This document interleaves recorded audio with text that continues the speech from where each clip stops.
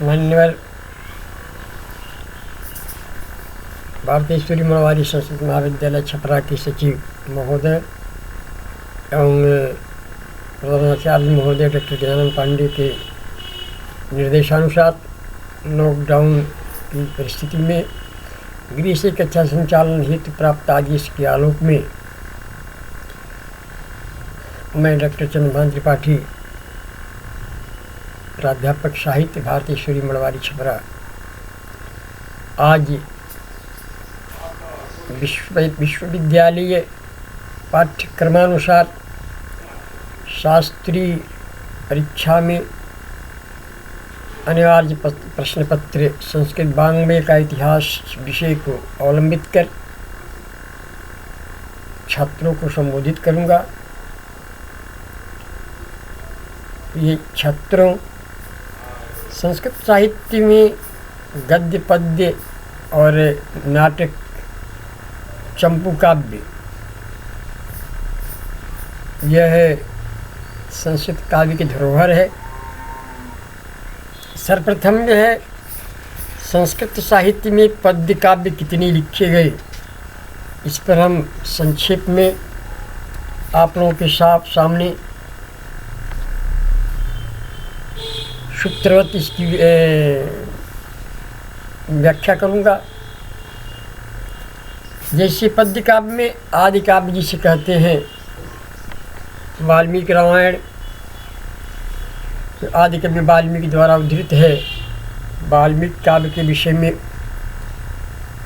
यह कथा है कि वाल्मीकि ऋषि मध्याह्नकालीन क्रियाओं को संपादित करने हेतु तमसा नदी के तट पर जा रहे थे। उसी बीच जो है किसी बहेलिये ने, व्याध ने काममोहित क्रौंच पक्षी से के जोड़े से पुरुष क्रौंच को मार दिया, बालों से विद्ध कर दिया। यह दारुण दृश्य देख करके सरस्वती उनके मुख से एकाएक विलास की और हठात एक श्लोक प्रस्फुटित हुआ। मां निषाद प्रतिष्ठां तमगमः शाश्वती सवा यत् क्रौंच मिथुनादेकम अवधि काम मोहितम। सर्वप्रथम सरस्वती जो है वाल्मीकि के मुख से अवतरित हुई और उसने उससे वाल्मीकि के द्वारा उस क्रौंच को शाप दिया। वो क्रौंच वो बहेलिये को, व्याधा को, हे बहेलिये, हे व्याध, मां निषाद प्रतिष्ठाम तुमगमः शाश्वती समा, तुम बहुत दिन तक अपनी प्रतिष्ठा को नहीं प्राप्त करोगी। क्यों? जत क्रौंच मिथुनादेकम अवधि काम मोहितम, काम मोहितम क्रौंचम एकम अवधि। तुमने कामातुर अवस्था में तुमने क्रौंच पक्षी का वध कर दिया है, इसलिए तुम बहुत दिन तक स्थिति को प्राप्त नहीं करोगे, बहुत दिन तक जीवित नहीं रहोगे। इस तरह से वाल्मीकि के मुख से सरस्वती का प्रादुर्भाव नर्तन देकर ब्रह्मा को गुस्सा हुआ। ब्रह्मा आए और पुनः ब्रह्मा ने वाल्मीकि को आशीर्वाद दिया और कहा कि आप राम कथा का लेखन करें, यानी चतुर्दिक आपकी कान, आपका यश, आपकी कीर्ति बढ़ेगी, आप तीनों लोकों में बंदनीय होइएगा। इस तरह आज कभी वाल्मीकि जो कविता के क्षेत्र में सबसे प्रथम उन्हीं का महाकाव्य है वाल्मीकि महाकाव्य, जिसमें 24,000 श्लोक है। वाल्मीकि काव्य का प्रणयन हुआ। उसके बाद से जिसमें राम कथा सांगोपांग वर्णित है, और आजकल रामायण जो टीवी सीरियल दिखलाया जा रहा है, उसी राम कथा रामायण पर अवलंबित है, जिसका लगभग समापन हो चुका है आज रात। दूसरा जो है जाम्बवती विजय नामक या पाताल विजय नामक काव्य की रचना महावैयाकरण जो भाष्यकार पाणिनि मुनि है उनके द्वारा लिखा गया है। जाम्बवती विजय या पाताल विजय करके यह है 700 ईस्वी के आसपास ये महाकाव्य लिखा गया। तीसरा महाकाव्य स्वर्गारोहण काव्य है। वो भी है अष्टाध्यायी के जो वार्तिककार है कात्यायन मुनि, उनके द्वारा लिखा गया है। यह महाकाव्य भी लगभग जो है 700 ईस्वी शताब्दी तो जो है उनका पाणिनि का है। उसके बाद ही इनका लिखा गया है लगभग 1100 शताब्दी के आसपास की। और उसके बाद तीसरा जो महाकाव्य, चौथा जो महाकाव्य आया वह है लघुत्तरी के नाम से विख्यात महाकवि कालिदास की काव्य जो है, 3 काव्य जो लघुत्तरी में आते हैं। 2 महाकाव्य और 1 खंड काव्य है। ये पहला महाकाव्य उनका है कुमारसंभव महाकाव्य, और दूसरा जो है मेघदूत खंड काव्य, और तीसरा रघुवंश महाकाव्य। कुमारसंभव महाकाव्य में अस्तुत्तरस्याम दिश देवतात्मा हिमालयो नाम गाधिराजः पूर्वापरौतो निधि विगाह्य स्थित पृथिव्याम व्योमानंद से प्रारंभ करके और 17 सर्गों तक के कुमारसंभव महाकाव्य महाकवि कालिदास ने लिखा है। महाकवि कालिदास के ग्रंथों का, चाहे नाटक हो चाहे महाकाव्य हो, उनके काव्यों का कि जो वो है टीकाकार हैं आचार्य मल्लिनाथ सूरी। मल्लिनाथ सूरी ने कुमारसंभव महाकाव्य के 8 सर्गों तक की ही व्याख्या की है। इसलिए कुछ समीक्षकों का यह कहना है कि कुमारसंभव महाकाव्य 8 सर्ग में ही था, और महाकवि कालिदास ने पार्वती जो जगदम्बा है, जगत जननी है, उनके श्रृंगार का उत्कृष्ट वर्णन कर दिया। शिखा सूत्र नक्श वर्णन जो उनके वहाँ सुंदरता को उन्होंने किया एक महाकाव्य की नायिका के रूप में। इसलिए भगवान नाराज़ हो गए और कालिदास को कुष्ठ होने का आदेश दे दिया, श्राप दे दिया। कालिदास कुष्ठ रोग से पीड़ित हो गए और बाद में महाकाव्य की रचना उन्होंने बंद कर दी। ऐसा कुछ समीक्षकों का कहना है। बाद में अन्य सर्ग जो है दूसरे किसी कवि द्वारा लिखकर कालिदास के नाम पर उसको सूचीबद्ध कर दिया गया है, क्योंकि मल्लिनाथ सूरी केवल 8 सर्गों का ही व्याख्या की है। तो मल्लिनाथ सूरी महाकवि कालिदास के प्रत्येक ग्रंथों के टीकाकार हैं। उसके बाद से पुनः उनको भगवान राम के जस का वर्णन करने को कहा गया। जब वो रघुवंश महाकाव्य में लिखी भगवान राम के जस का वर्णन किए तो उनका कुष्ठ रोग समाप्त हुआ। उन्हीं के कुमारसंभव के बाद जिस पर हमने कल चर्चा की थी, मेघदूत खंड काव्य है, पूर्व मेघ और उत्तर में 2 खंडों में विभक्त है। इसे पूर्व में महाकवि कालिदास ने यक्ष मुख से मेघ को संदेश वाहक बना करके, और वहाँ रामगिरी पर्वत से जो उड़ीसा प्रांत के में पड़ता है वहाँ से, और अलकापुरी हिमालय पर्वत पर कैलाश पर अवस्थित है, वहाँ अपनी प्रिया के पास संदेश भेजता है, जिसमें तत्कालीन भौगोलिक स्थिति का बड़ा ही सुंदर रम्य और मनमोहक चित्रण है। और उत्तराखंड में विप्रलम्ब श्रृंगार का एक जीता जाता उदाहरण है। तन्वी श्यामा से दशला पक्क बिंबादरुष्टि इत्यादि कहा कर अपनी प्रिया का परिचय देकर पूरा वो कहता है कि वो मेरे वियोग में उसका बुद्धिपूर्ण वस्त्र एकदम धूमिल हो गया होगा, उसके लट के केश एकदम बिखरे पड़े होंगे, ऐसी मेरी प्रिया को तुम पहचान के मेरा संदेश कह देना इत्यादि।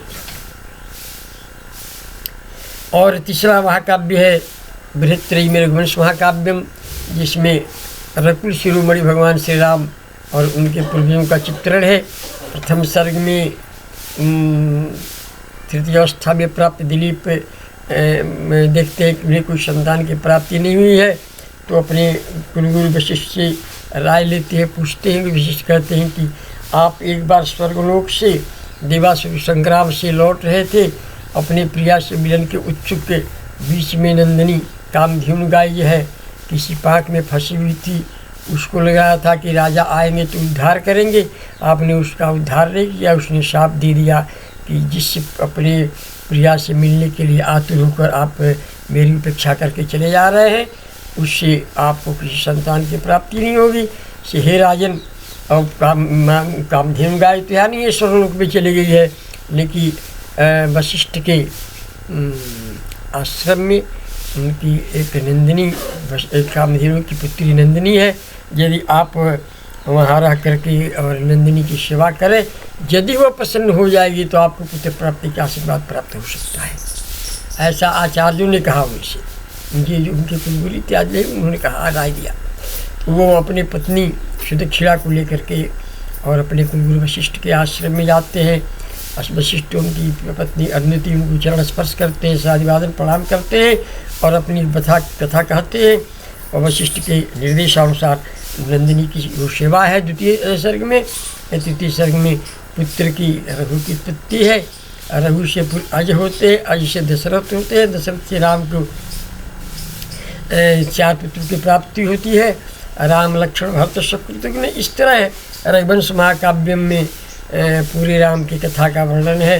और जनक विश्वामित्र के द्वारा राम को ले जाना, जगेराक्षार्थ पुनः जो है जनक नंदिनी के स्वयंवर में ले जाना, फिर जनक नंदिनी से चारों भाइयों की शादी, जनक नंदिनी से श्री राम की का शुभ विवाह संपन्न होता है और चारों भाइयों की शादी वहाँ जनकपुर में ही जो है जत्तत कन्याओं के द्वारा संपादित होता है। इत्यादि जो है रामायण की जो कथा है और रघुवंश महाकाव्य में यह वाल्मीकि रामायण से लेकर के और उदित किया है। ये है बृहत्तरी। फिर जो है काव्य की श्रेणी में बृहत्तरी एक और काव्य श्रृंखला होती है। उस बृहत्तरी में किरातार्जुनीयम, शिशुपालवध महाकाव्य और नैषधीय चरित्र की चर्चा की जाती है। किरातार्जुनीयम महाकाव्य जो है आचार्य भारवी की एकमात्र कृति है जो 7वीं शताब्दी में अवतीर्ण हुए थे।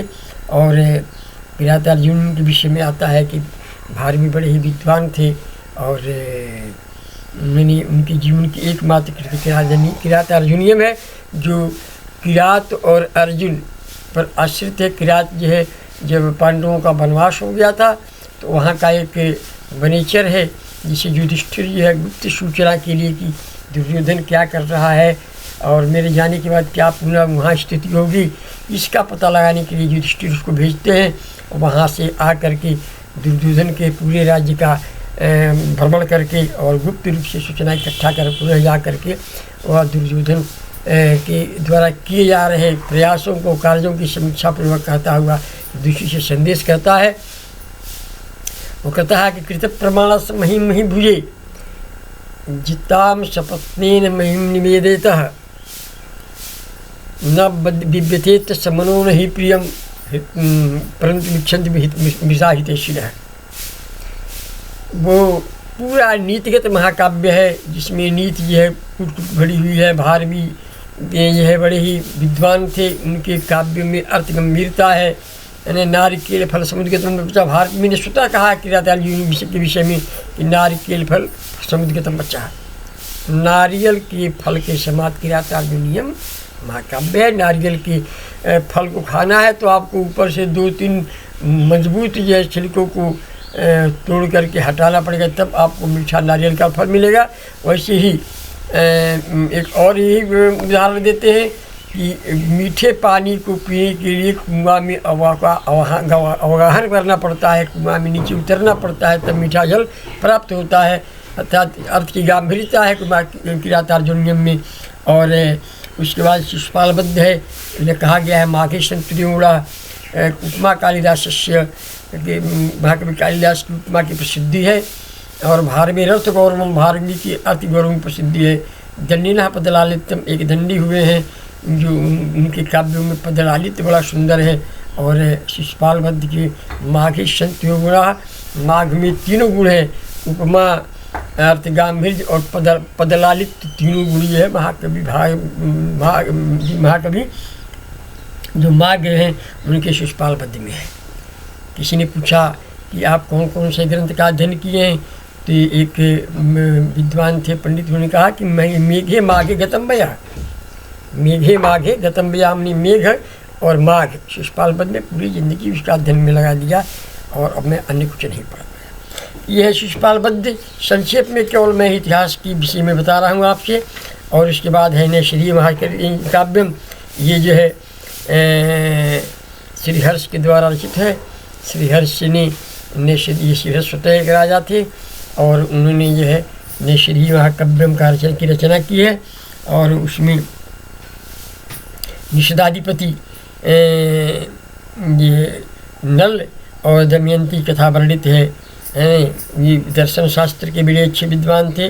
उनका एक और काव्य खंडन खंड का एक खाद्य भी उनका काव्य है, उसकी भी रचिता वो हैं।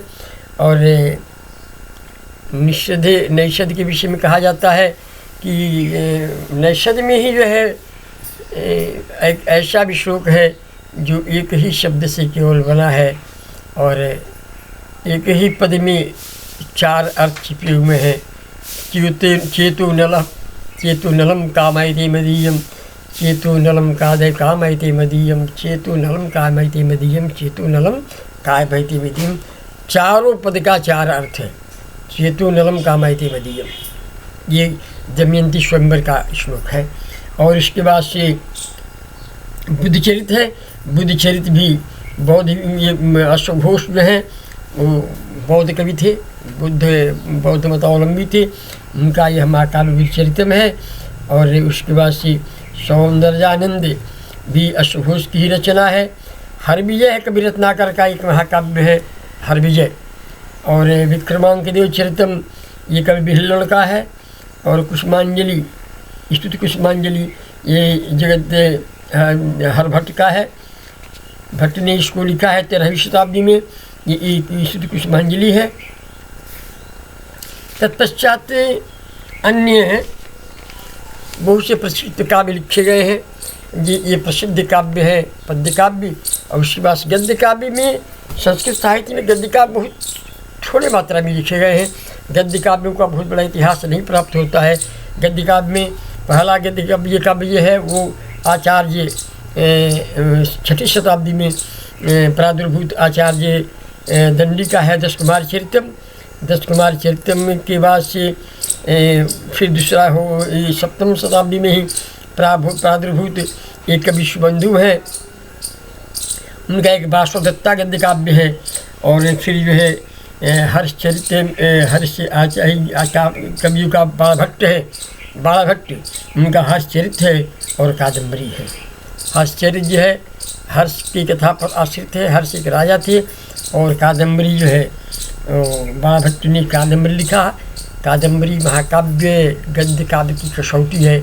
कादम्बरी में कहा जाता है कि कातम कुत्सितम अम्बरम वस्त्रम यस्यासा कादम्बरी, है ना।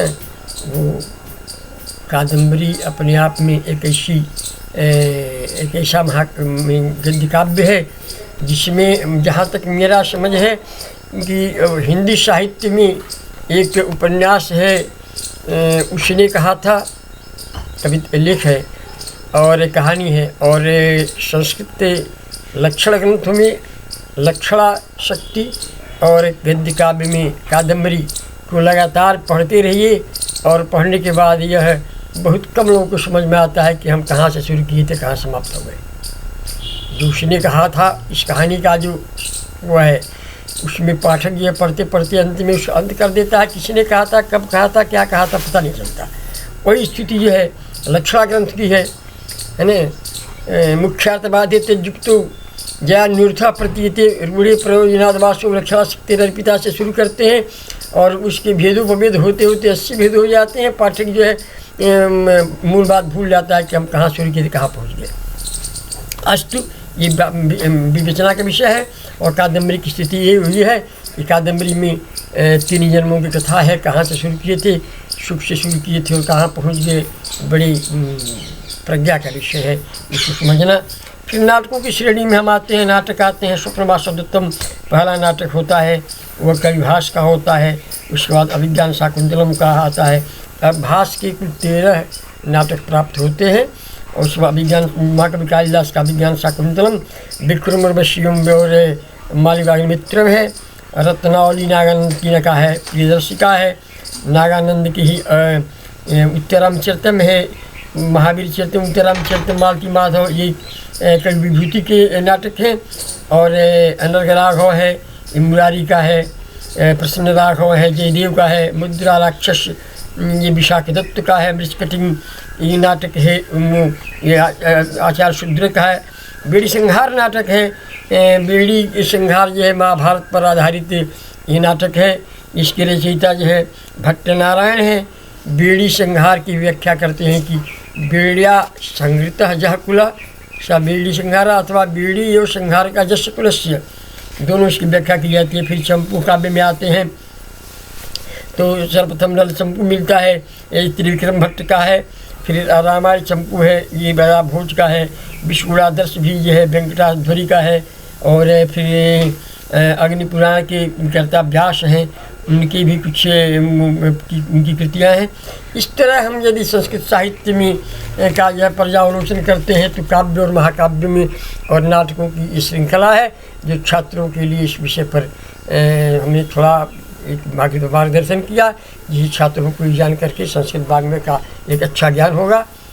अस्तु, पुनः कल मैं साहित्य दर्पण विषय को लेकर ही और इसमें प्रथम परिच्छेद से प्रारंभ कर विधिवत पहले साहित्य दर्पण का हम जो है काव्य का स्वरूप, काव्य का प्रयोजन, काव्य का लक्षण, फिर जो है काव्य महाकाव्य और फिर जो है अभिधा लक्षणा व्यंजना इत्यादि शक्तियों का निरूपण हम शनि करेंगे। अस्तु।